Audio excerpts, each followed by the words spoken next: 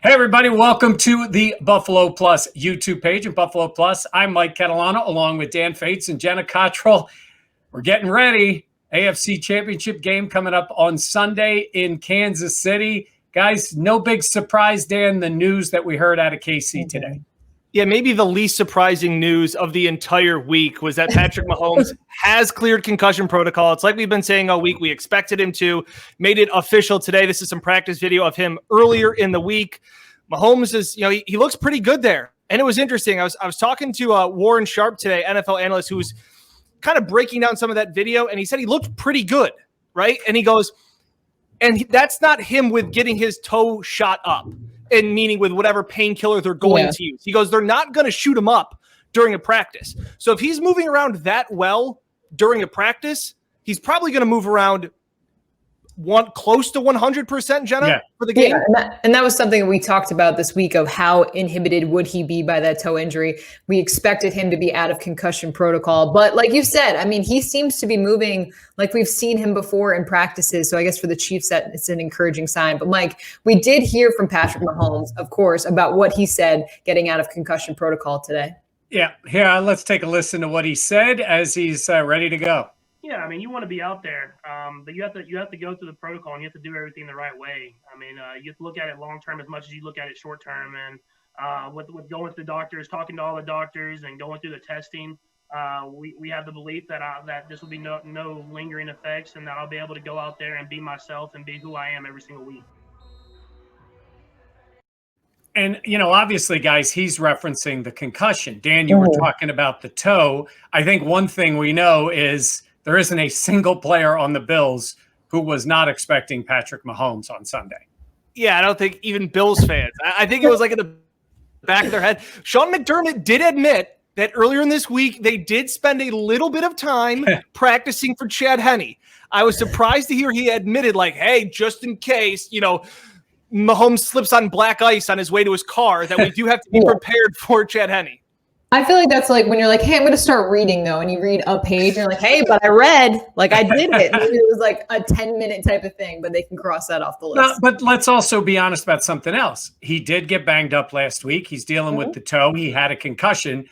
And, I don't know how much time the Browns spent on Chad Henne last week, but my guess is, you at least have to realize the guy's a veteran quarterback who's been around. He's obviously not Mahomes. You know what? Here we're talking about Kansas City. Let's bring in someone who knows what's going on in Kansas City. Our guest this week, Hayley Lewis from KSHB in Kansas City, making sure it's Channel 41, making sure I get the call letters right. I don't know if people even use the call letters as much. Yeah, so Kansas City. Well, welcome to the Buffalo Plus podcast here in Rochester, covering the Bills. How are things in KC? Everybody relieved now? They know Patrick's going to play? Oh, it's a beautiful red Friday here in Kansas City. Everyone can take a sigh of relief now knowing that Patrick Mahomes is playing, something that we knew was going to happen even last Sunday. But it's good to know officially that he will be on the field. And it was interesting to hear you guys talking about his toe or what I could see from the field. It looks like he has turf toe or something like that. No one's talked about it here in Kansas City all week. Not a single person except for today was the first day that someone in the media actually addressed the fact that he does also have a toe injury. So it's really been the concussion storyline all week, but it's funny to hear you guys say that not at all did you think that you would see Chad Henne, because I think the Chiefs and Chiefs fans were hoping they could pull the wool over the Bills' eyes or something, and then hopes that you guys would prepare for Henne and maybe even Matt Moore possibly. But I mean, I guess the cat's out of the bag. Mahomes is going to be there on Sunday. Haley, we don't want to give away anything that maybe the Chiefs didn't know, but Josh Allen's going to start for the Bills too. Now, I did not know that, and I would love to exclusively break that news here. You go right ahead. I'm just curious, like this Bills team and Chiefs team, obviously they faced off earlier in the season, the Chiefs getting the best of Buffalo. But what's kind of the vibe in Kansas City of like, how are people looking at this Bills team this upcoming week? I think they're looking at the Bills as a serious threat. And I think that's something that the Chiefs have not done in the past years. And of course they did last season after their playoff game. And of course they were facing them, I think it was week 6 when they first faced them this year. But weren't the Bills pretty banged up in that situation? Yeah. And now that they've had this great stretch down the end of the season and everything, Josh Allen is just this force to be reckoned with. All of a sudden he's at the same level as Patrick Mahomes in the all-pro ratings, and all of a sudden, Stephon Diggs is on the Bills team, and he's got this shiny new wide receiver. So Josh Allen has done an exceptional job, and I think he's someone that really does scare the Chiefs defense, because they were talking about him earlier this week saying, I don't think we can stop him, but we have to try and contain him. It's interesting dynamic too, because we talked about how the Chiefs are playing in their 3rd AFC Championship game and how they've got all this experience, and the Bills have none of this. What is the like? Is this like for us? It's been a very busy week covering this team, and we're still happy to be covering this team. Is this just like business as usual? Like the Bills are trying to portray that, Hayley, but is that what it really is in Kansas City? Like it's just another championship Sunday. I mean, last season, I kind of thought that all you guys did up there was jump on white tables. And this year, I'm realizing how serious of a football team this is.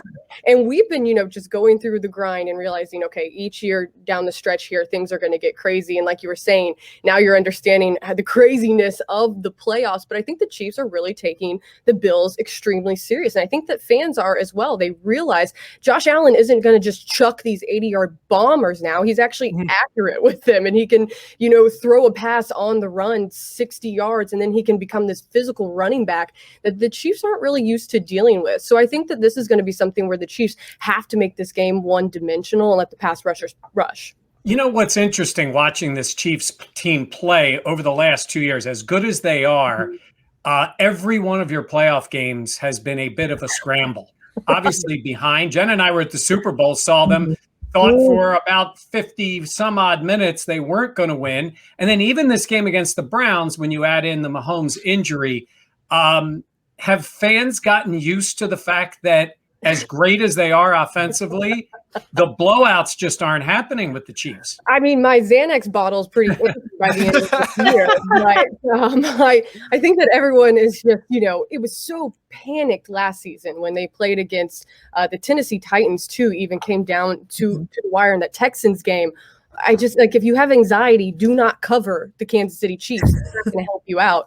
But it is interesting to see that you can trust a quarterback like Patrick Mahomes, and also having a Hall of Famer coach like Andy Reid who's on your team.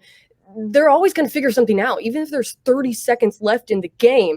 I just wish personally, as a Kansas City native, that they could play like they do in the last 2 minutes for the entire 60 minutes of the game, so that maybe I could just relax. My storyline that I wrote pre-game would actually work out by the end of the game. I wonder too, because we've seen as of late, like the Chiefs, we know how dominant they've been, but maybe those final scores, I feel like they haven't completely closed out a team. Is there any worry? And I know you've heard the national media of flipping the switch, and can the team do that? Is there any hesitation because we haven't seen this Chiefs team really, like you said, play that complete game and just dominate from start to finish? I mean, there's always going to be a little bit of doubt in your mind when you look at it statistically. But when you look at the playbook that I know that Andy Reid has, and I know that Eric Bieniemy is playing or dipping his hand into, there's so much untapped that is going to probably come out on Sunday. I feel like they played reserved. And even one of the players was asked about, are you guys playing bored? And they're like, no, we're not playing bored. We're not just a cat playing around the mouse until the final 2 minutes and then getting it done.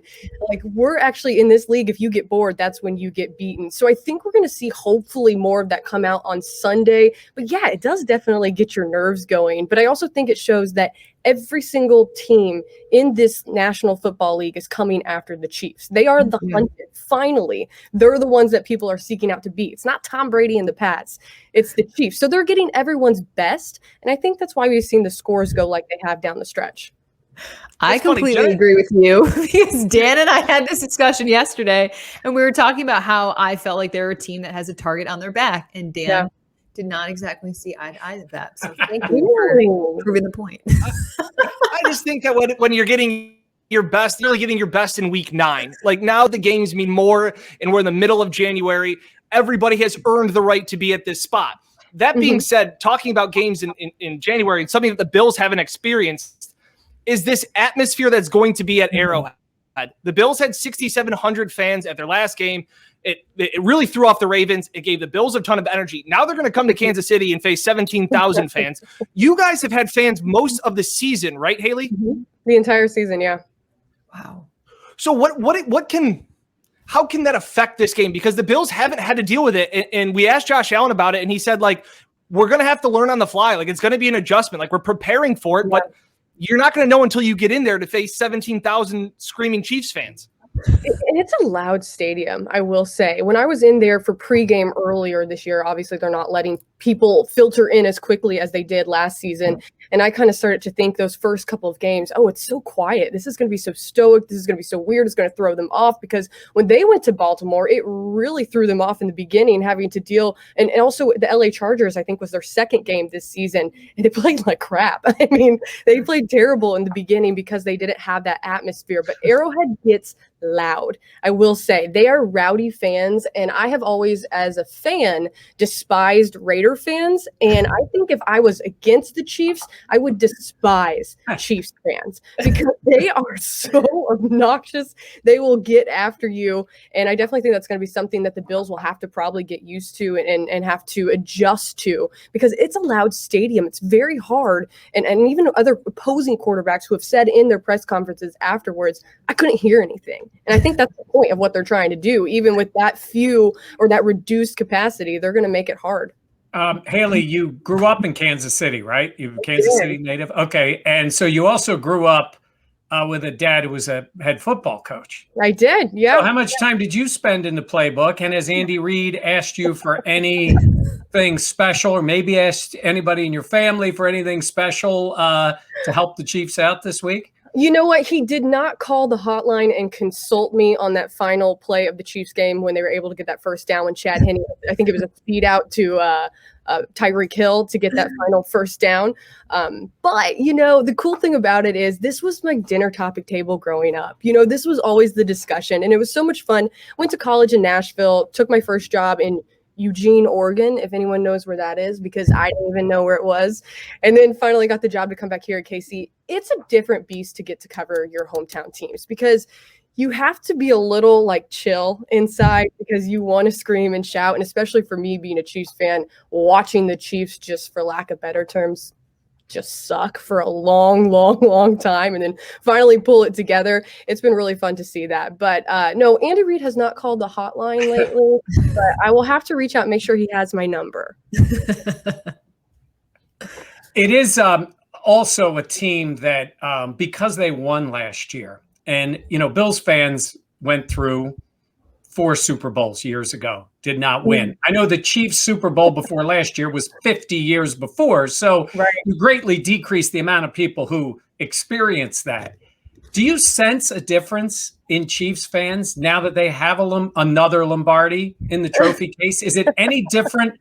Like last year, it had to be panic for a while in those playoff games, but do you sense a different, I won't say relaxed, but a different feel now that you've already won one? I think that people always thought that, you know, the big storyline last year was that the Lombardi trophy is always going to elude Andy Reid's trophy case, right? That he was that amazing coach who had all these wins, one of the winningest coaches in the NFL, but just couldn't get the big win. And finally, when that happened, I think everyone did take a little bit of a sigh of relief, realizing this could potentially be the dynasty. Now, I think it's a little early to be saying things like that, but people here in Kansas City want to get crazy with it. But of course, when you have the match of Andy Reid and Patrick Mahomes, it is a potential to have that eventually happen here in Kansas City. So I think it's maybe not so much relief, but just excitement about the future of what could be, of what could potentially be in the future. And especially in the AFC, these young quarterbacks that are popping up and the type of talent that this league has, it's really exciting to see what's going to pan out in the next couple of years. I mean, Herbert just threw everyone through a loop this past year. Josh Allen, of course, having, I think, what did he throw more touchdowns this season alone than he did in year 1 and 2 combined? So it's been incredible to see these young quarterbacks develop. I think the future is very bright for the AFC, and I also think it's very bright for the Chiefs. So hopefully it's not just a sigh of relief, but just more excitement of what's to come. I'm heading out there. I'll be there for the game. Fans want to know too, weather-wise. Look, I mean, it's not like we're going to Miami here. It may not be Buffalo, but yeah, what are we getting? It's going to rain? Is that what we're expecting? You might get 5 seasons in one day. So we're used to that. Kansas City. It could probably turn into snow. It's definitely going to rain. It's going to be cold. You might get hot at one point. I don't even know. It just depends on what time of the day you're going to catch it. But just prepare to pack for 5 seasons. There are 4 seasons, but let's say there's 5 and just pack for all those. All right. Well, we'll consider it football season. How about that? Especially with what we're used to up here and seeing the weather and how it impacts the team. So we're looking forward to it. Look, I got to tell you this. We're all picking the upset, and this is not a group of homers here. And it's a close game. What do you got for a score for us on Sunday night? I say it's going to be a game within 6, or I think it's going to be by 3. I'm going to put the Chiefs ahead. I'm going to say the Chiefs will have it by at least 3. Let's go 31-28. Okay. I think everybody's looking for a great game, and I think that's what we think we're going to see. Mm-hmm. And, certainly best of luck to the Chiefs, and we'll see you out in Kansas City. All right. Excited to welcome you guys here and ready for the shootout we're hopefully going to witness on Sunday. All right. Hayley Lewis, thanks very much for being with us. Haley. Thank you.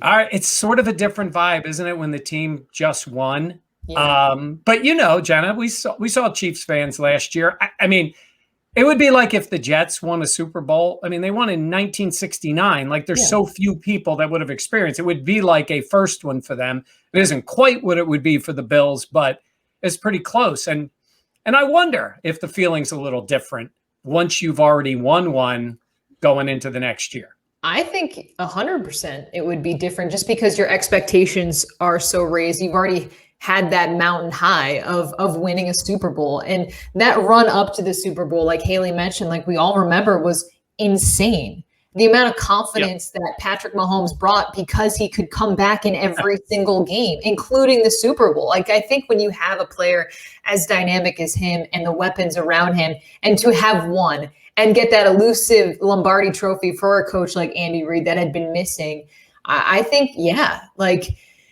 there is pressure on this team to continue to win and win those biggest games because of the talent that they have on their roster. It's interesting. It's interesting because the Bills, I don't know how much ignorance is bliss here. Like the fact that they just don't know how big of a game this is. Deion Dawkins said, we're treating it like it's just another game. It's just got some more glitter on it. That was his saying today. He said that. And I thought that was perfectly said. And then he was asked, he was asked by somebody, it was an outside reporter, it wasn't a local reporter, and said, do you understand that this is the biggest game of your career? Have you thought about that? And he was like, no, I hadn't thought about that till just now. Like, thanks a lot, man. Like, now I'm realizing how big of a deal this is. Like that's, and Micah Hyde talks about it too, Mike, just the fact of like, maybe what you don't know is okay. And that's a good thing. Yeah. I asked Harrison Phillips about that today, and he said, it is, we do have a lot of young guys and haven't been experienced with it. And, he hadn't played this year. And then last year he was hurt during the playoff game. So he was like, for him, it's new, but he said, we do have a lot of young guys, but he said, I also hope our guys, sort of smell the roses a little bit and embrace it because you don't know if you're going to get back there. I mean, the Bills look like they are set up for long-term success, but what's the NFL stand for? Not for long, right? Yeah. So you don't know for sure, but when you're there and you walk out on that field and it's a championship game, I think you do have to embrace it and realize the magnitude of it. By the way, Dan, last week, of course, you talked to Matt Milano, part of his interview, and he said they had the plan and they felt confident to contain Lamar. So today I had to ask him, you were confident in that. How about this week? And he gave me a Belichick answer. He said, we're moving on. Yeah, we're moving on. He did say that he thinks they have – look, he's not going to say we're confident we could stop Mahomes because, it just doesn't – it doesn't happen. Yeah. I mean, in terms of stopping him. Do they have a plan? Yeah, they have a plan. He didn't play in the first game. But That will help. Certainly him being on the field will help. But I almost got the feeling that even though he gave you the Robert De Niro, retweet of your tweet, that maybe he heard a little something about tweeting and about commenting that you had a plan to contain the quarterback. Maybe. I don't know. I don't know if, I'm not saying Sean McDermott told him, maybe a teammate, maybe somebody else. So, Yeah. I mean, I wouldn't be shocked because I think you see how much people love bulletin board material, especially in this league. I think of, the Steelers against the Browns and the comments that came out. People take that so seriously. And even though I don't think it was a slight, Matt Milano's comments about Lamar Jackson, right. I think that people read really far into things on the internet. Who would have thought? Like, everyone takes everything at face value.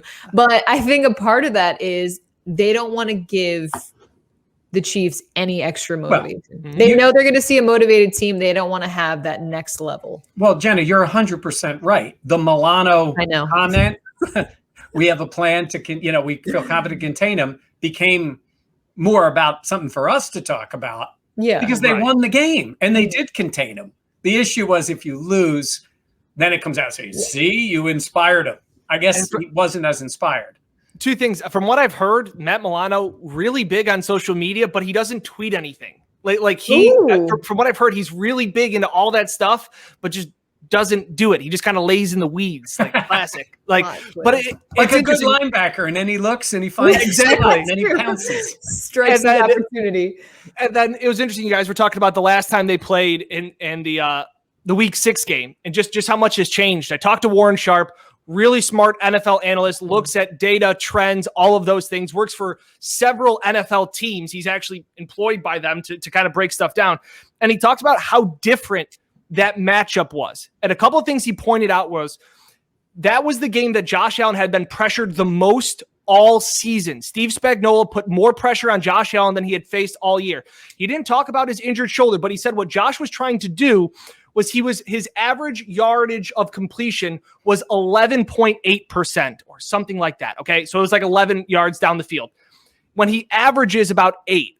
And he goes, I think what sometimes Josh can do when he goes up against Patrick Mahomes is everybody talks about who's got the bigger arm, who can throw the ball downfield farther. And he goes, Josh has to understand this week that he's not playing Patrick Mahomes, that this isn't a competition about who can throw the ball farther or who can complete the longer pass. He goes, it's about taking what is going to be given to them, in which he goes, the fact that they match up better against Kansas City than they do against Baltimore. And he said Baltimore completely flipped the script. They were the team that was supposed to blitz them all game long, and they didn't blitz at all. And he said that Brian Daboll had to make adjustments at halftime and think on his feet. He goes, Spagnuolo will kind of confuse you. He'll do something different little by little, but he goes, the Bills match up better against the Chiefs than they did against Baltimore, and they're only 10 yards. He thinks that they'll look more like the 2020 Bills offense that we've seen the rest of the season.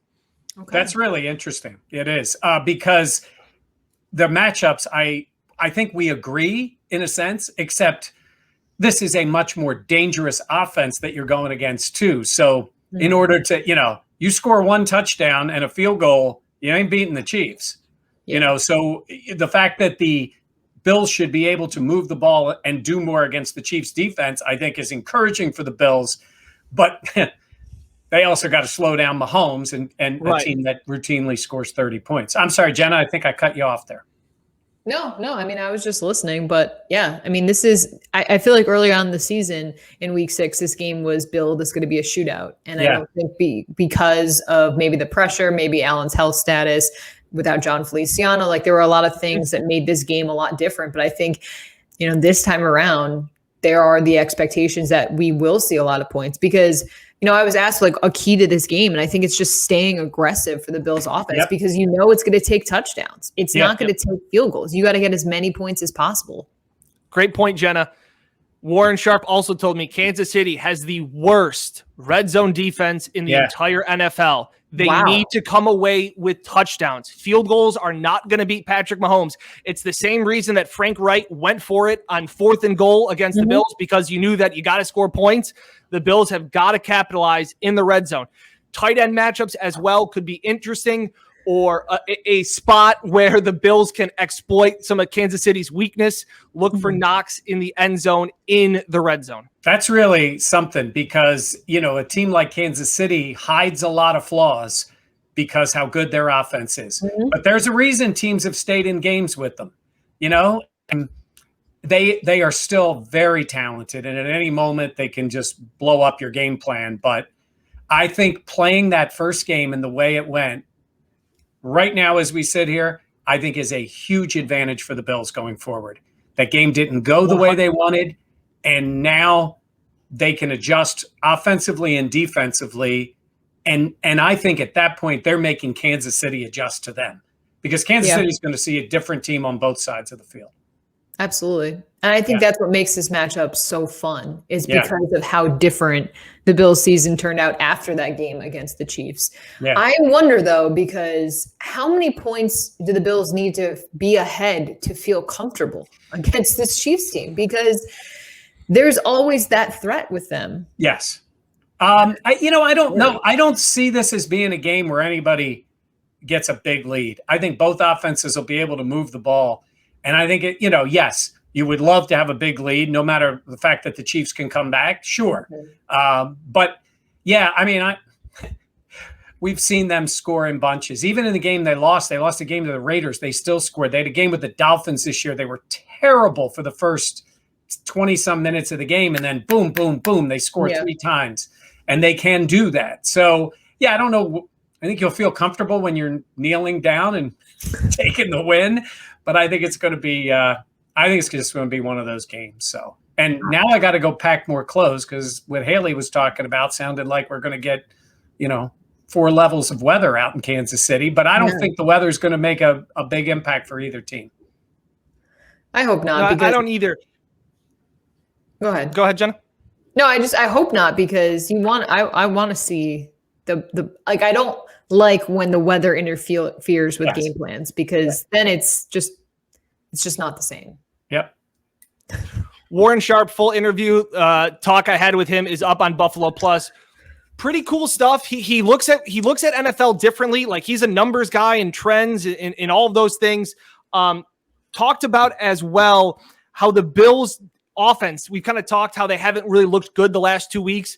But he said that that's playoff football, that they played like a playoff caliber team that found ways to get wins, and that he expects the Bills offense to get back into their groove against the Colts and Ravens, both top 10 defenses. I don't think we've talked about that enough. And now you're going to face a Chiefs team that gave up some big yards to the Browns. And there will be opportunities for Josh Allen to look like the quarterback that we saw during the regular season in the AFC Championship game. All right. So that's an interesting watch. If you get a chance, check out Dan's conversation. Highly recommend. With Warren Sharp. And my guess out of this is Dan's betting the over. Over and Bills. Wow. Over and Bills. All right. Over 54? Yes. Okay. Yeah, that's going to change my score prediction then. I had it being not a shootout. Yeah. A bloodbath. Well, we will see. Complete coverage here on Buffalo Plus. Like I said, I'll be out there. Dan and Jenna covering the game back in Rochester, and we'll see if by Sunday night at about 10 o'clock Eastern time, the Bills are getting set to go to Tampa for the Super Bowl. And we will see what happens. All right, thanks to our guest, Hayley Lewis, for being with us, and for Dan Fates and Jenna Cottrell. I'm Mike Catalano. Remember to like, comment, and subscribe here on the Buffalo Plus YouTube page. Thanks for watching.